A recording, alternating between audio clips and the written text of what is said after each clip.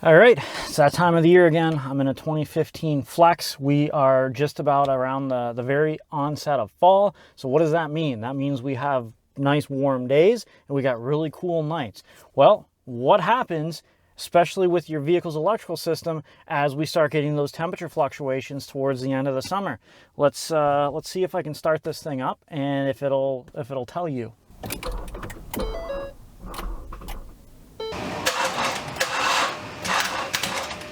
We're gonna have a listen to what an engine should sound like during cranking. Okay, crank it. Anytime. What are you doing? Hard to find good help these days. You'd help though.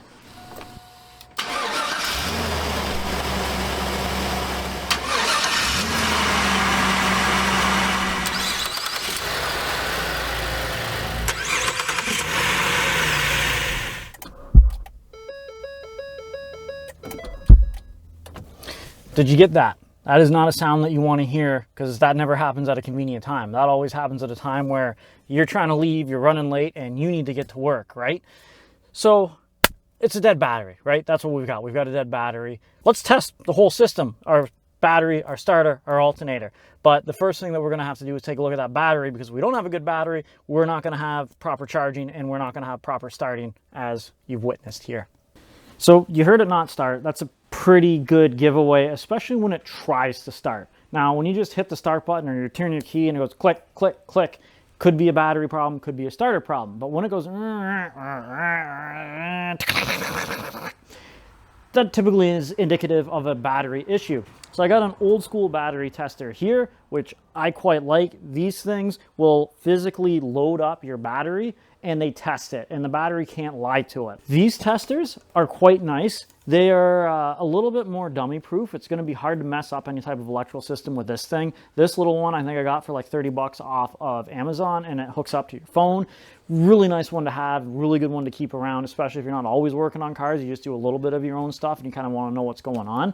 I recommend going this way. If you want to get into a little bit more advanced diagnostics, I really like this one because you can load things and test things in certain ways. And I'm going to put together some more videos of that, so stay tuned for those. So anyhow, your battery is supposed to have 12.6, 12.7 volts when it is fully charged. We can see here that I'm not even at 10.5.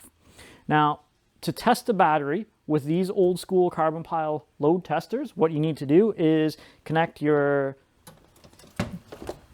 negative and your positive directly to the battery wherever possible. And then we need to load it up to half of the cold cranking amps on the battery. So this battery is rated at 680 cold cranking amps. I need to load this bad boy to 340. So that'll be right about there. 9.6 volts is your key voltage. It is temperature dependent, so there's a little scale on there. I already know this battery is going to fail, but let's do it anyways. So you load it up, you hold it for 15 seconds, and it should stay above 9.6, which this one is nowhere even close, and our amperage isn't even close. So yeah, we got a bad battery. It's no good, which we already knew, but now we've confirmed it. But let's have a look at how to do that with that little electronic tester. So I've pulled a few batteries out of my battery graveyard here. This one is, well, there isn't a whole lot there. I got a solid 2.5 volts, and when I load that up, there's nothing. Won't even pull an amperage. And then this one right here is mostly dead. This one was weak, still starting the vehicle, but I changed it out just so I wouldn't run into that issue that we're talking about today of, you know, risking it when it got really cold. So you can see that one actually has 12 volts. So it's not the most terrible-ish. It's a little bit low on the charge, but when we crank that sucker up, it falls just below that 9.6. So not terrible, but on a really cold day, this one's just not quite got enough oomph left in it. Got a few years under its belt too. So that was built in September of 18, so that's what, almost 8 years old at this point. And it's a little bit bulged, like it's past its prime. However, let's take a look at testing it with our handheld. These things are quite handy. So with that little BT light on there, that means Bluetooth. That means that it is connected to my phone, and this test button won't work unless I were to disconnect it. Let's take a look at this one and see what our tester here says.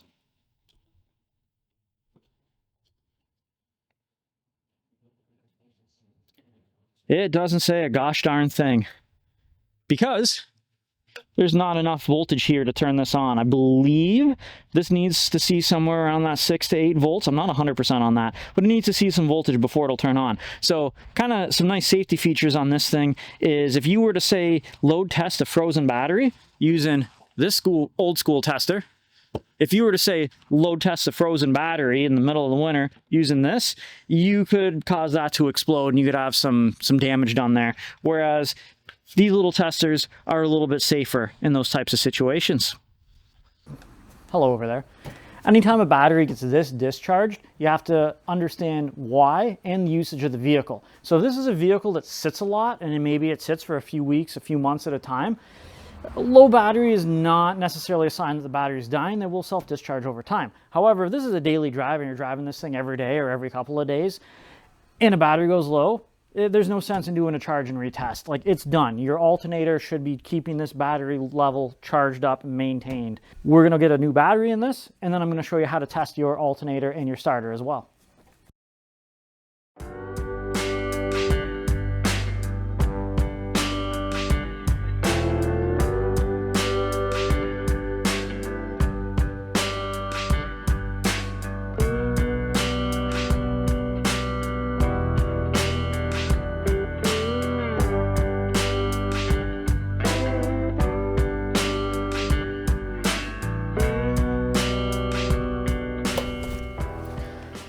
Alrighty, so we've got the new battery. We've got the new battery in. Why is my face dark? Lighten up. There we go. New battery's in, and it has already been tested, but I'm just going to show you how to do this right quick, the difference between them. Power to power, ground to ground. And now we're going to look at, see how my voltage is quite a bit higher. We're at 12.4. So this one could use a little bit of a charge up, and my amperage is on this side. So when I load this up, a little bit of the magic smoke out there.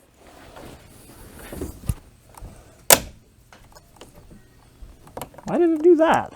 I always love when it does that. Okay, let's try this again. Better connection, and our battery is passing the test. Let a little magic smoke out of the other side this time. That was my clamps, not the battery. So you can see right there, and there, where I had a poor connection on those battery terminals, and that's what caused all the smoke from these clamps.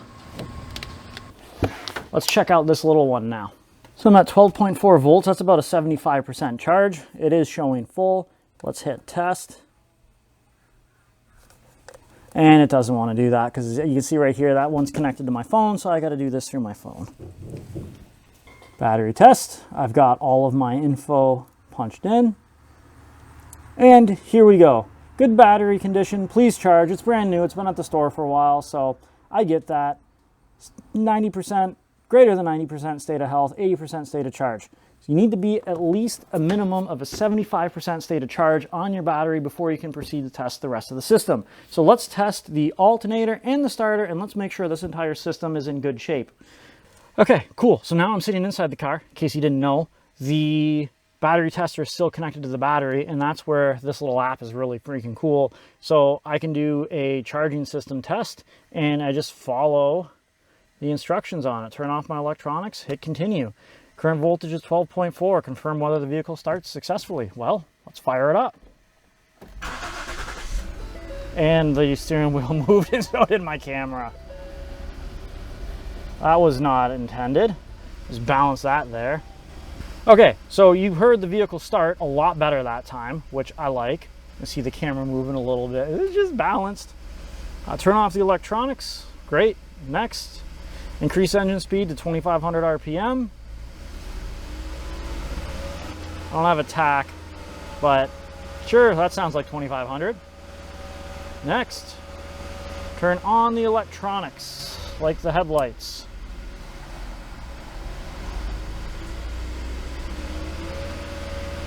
Normal charging voltage, 14.57, and low ripple. The ripple is really important. That is inside the alternator. It is creating alternating current and has to rectify that into DC current. And the ripple should be less than 10% of the total system voltage, because that's basically measuring how much AC voltage is actually getting past those diodes. So we're in good shape. Charging system, good. And we have a low battery. So keep in mind, it's within its 75% charge, but if that was any lower than that, we might get some charging system faults, because the battery's kind of like, it feeds the computer, which is the brain, the information that it needs to control everything. And if it's not getting its proper intake, it's not going to necessarily output properly. So let's try one more test. Let's do our cranking system test to make sure that our starter's okay. And there goes the steering wheel again. Nope, didn't move the camera that time. Okay, cranking test, turn off the electronics. Great, done. Next, turn off all systems, confirm, start the vehicle.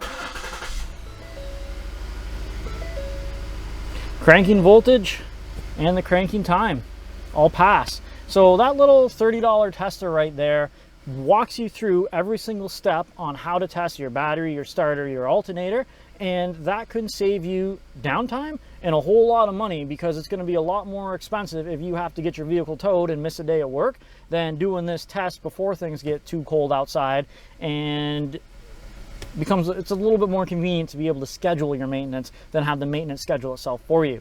So hope that helped. Hope you learned something from that. Check out one of these other awesome videos and let me know what you think. See you in the comments.